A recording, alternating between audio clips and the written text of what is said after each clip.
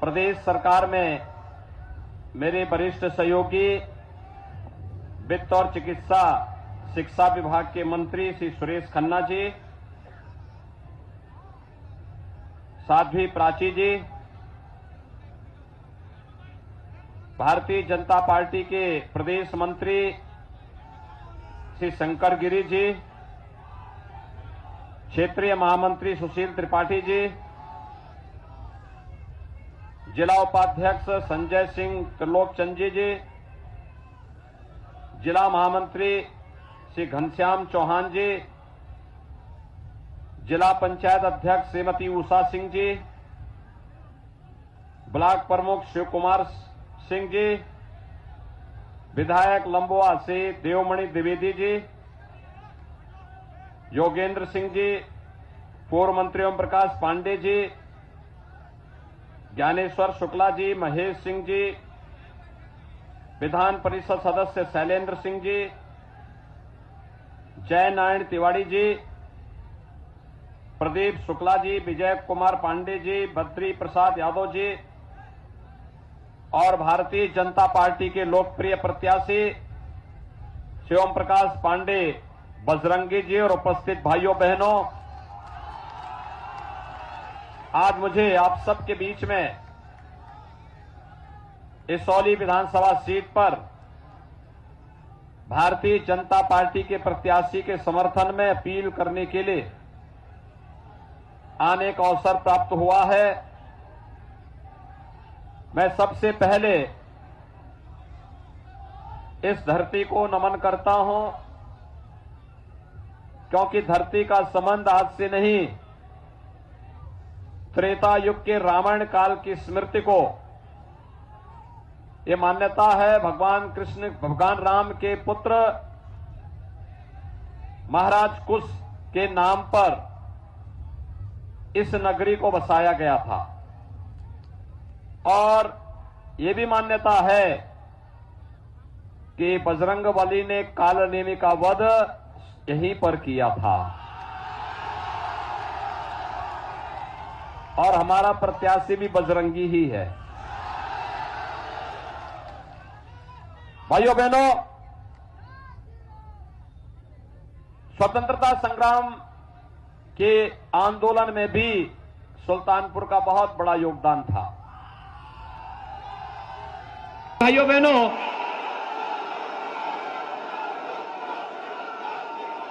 Express highway, Purvanchal expressway आपके सुल्तानपुर में सर्वाधिक जारी और कादीपुर विधानसभा क्षेत्र सर्वाधिक उससे लाभान्वित हुआ है।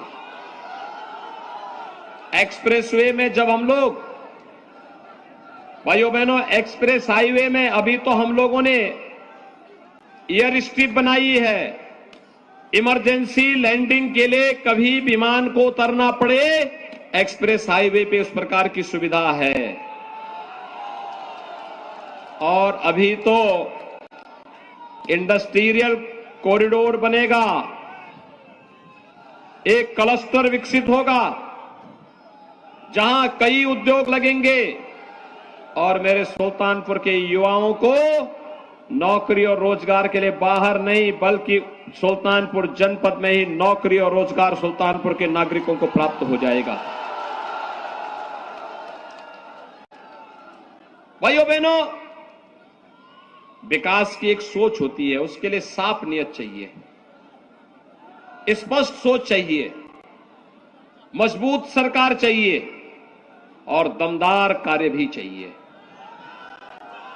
याद करिए, समाजवादी पार्टी की सरकार जब आई थी, उसने पहला निर्णय क्या लिया था? आतंकवादियों के मुकदमों को वापस लेने का। क्या निर्णय लिया था? आतंकवादियों के मुकदमों को। और जब भारतीय जनता पार्टी की डबल इंजन की सरकार आई तो हमारी सरकार ने पहला निर्णय क्या लिया? हमारी सरकार का पहला निर्णय था अन्नदाता किसानों के कर्ज माफी का। हमने प्रदेश के 86 लाख किसानों का 36,000 करोड़ रुपए का कर्ज माफ किया था। और भाइयों बहनों, 51,700 से अधिक किसानों का अकेले सुल्तानपुर जनपद में कर्ज माफ हुआ था। भाइयों बहनों, प्रधानमंत्री किसान सम्मान निधि में 3,41,000 किसानों को अकेले सुल्तानपुर में प्रधानमंत्री किसान सम्मान निधि में 6,000 रुपए हर वर्ष उनके अकाउंट में आते हैं। और यही नहीं, 84,000 से अधिक गरीबों के लिए भारतीय जनता पार्टी की डबल इंजन सरकार ने प्रधानमंत्री मोदी जी के नेतृत्व में एक एक आवास देने का काम भी किया। भाइयों बहनों, 90,000 वृद्धजनों को 90,500 से अधिक वृद्धजनों को सुल्तानपुर में 12,000 रुपए की पेंशन की सुविधा दी जाती है। लगभग 40,000 विधवा महिलाओं को 12,000 रुपए सालाना पेंशन की सुविधा दी जा रही है और 17,000 से अधिक दिव्यांग जनों को भी 12,000 रुपए सालाना पेंशन देने का कार्य भारतीय जनता पार्टी की सरकार कर रही है। समाजवादी पार्टी ने ये पेंशन रोक दी थी। उनकी संवेदना किसानों के प्रति नहीं है, नौजवानों के प्रति नहीं है, महिलाओं के प्रति नहीं है, बुजुर्गों के प्रति नहीं है और गरीबों के प्रति नहीं है। प्रयास करता है समाजवादी पार्टी की और बहुजन समाजवादी पार्टी की संवेदना है केवल और केवल पेशेवर माफिया और इसलिए भाइयों बहनों और आतंकवाद। आज मैं आपके पास आया हूं आपसे कहने के लिए, और इसीलिए जब भी उन्हें समाजवादी पार्टी की सरकार के समय नौकरी निकलती थी, जब भी आई है तो उसका अपने साथ आतंकवाद और अपराध भी लेकर के आई है। नौजवानों को नौकरी के नाम पर कैसे उन्हें गुमराह किया जाता है। कहीं प्रदेश में दंगों का नाम सुना है क्या? झूठे वायदे कर रहे हैं। कोई दंगा आज नहीं होता है। सावधान रहने की आवश्यकता है। का नाम सुना है क्या? याद रखना, उनके समय सुरक्षा का खतरा था। समाजवादी पार्टी की सरकार के समय में नौकरी निकलती थी, उसमें वसूली शुरू हो जाती थी। समाजवादी पार्टी की न्यायालय रोक लगातार दंगे हुए थे। हमारी सरकार के समय समाजवादी पार्टी के नौजवानों को सरकारी नौकरी मिली, दर्जनों दर्शन तरीके से मिली, जिसमें दर्जनों लोगों की मौत तय किया है। आने वाले 5 साल में हर परिवार के एक नौजवान को रोजगार या नौकरी के साथ जोड़ने का काम करेंगे। कोई आतंकी घटना नहीं, भय मुक्त वातावरण हमने तय किया है। का स्थान कावड़ यात्रा ने ले लिया है। और भाइयों बहनों, हमने तय किया है बाजारों में बमबाजी होती थी ना, अपराधियों के द्वारा दे रहे हैं।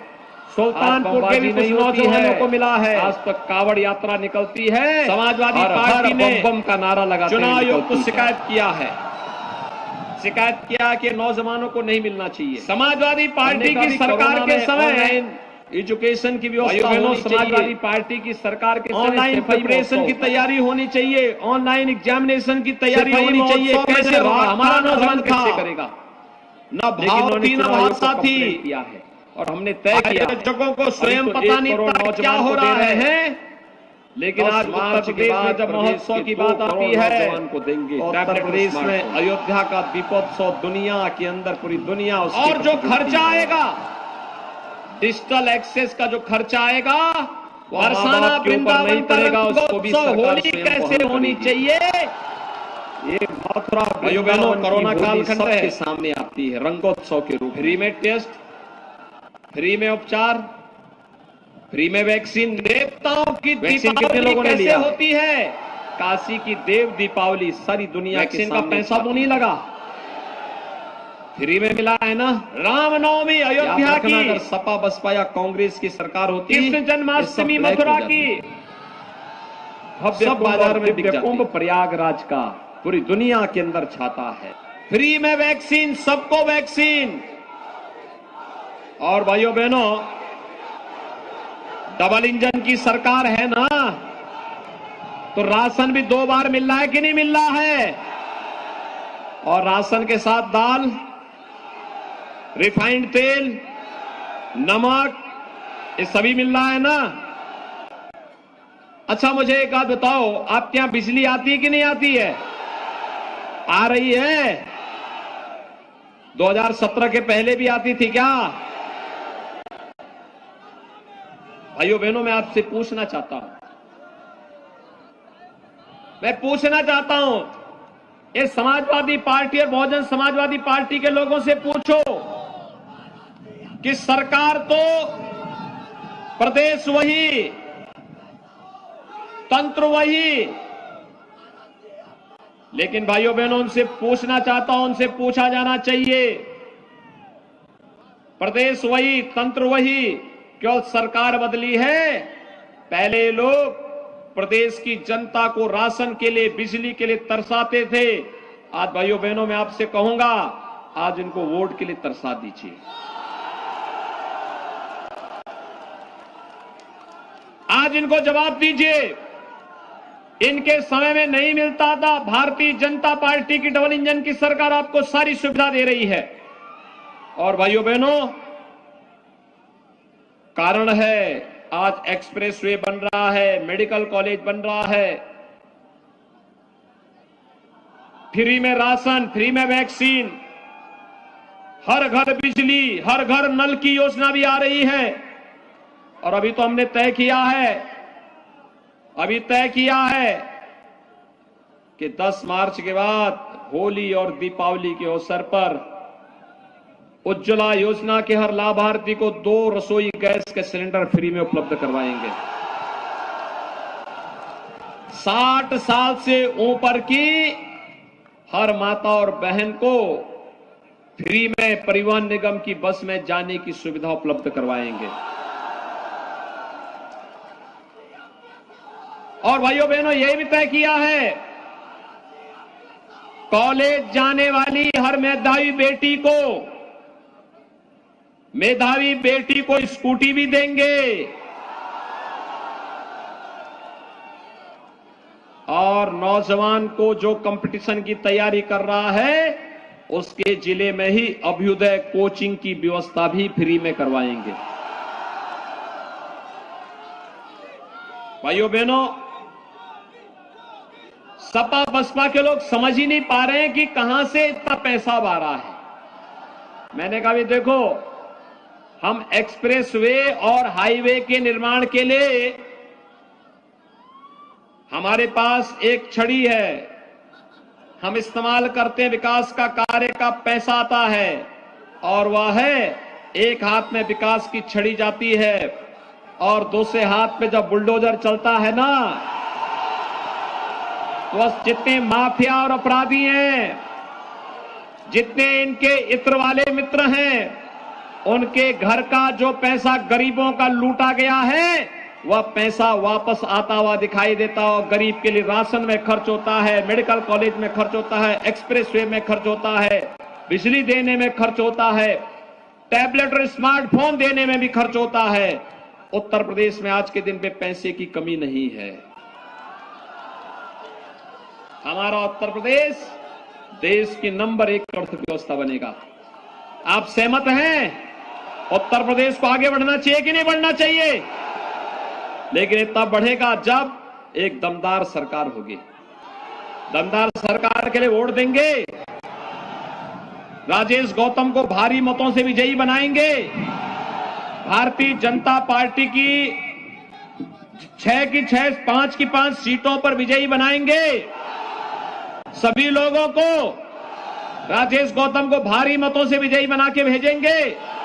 सभी लोग सहमत हैं, लेकिन इसकी शर्त है, चुनाव के दिन पहले मतदान।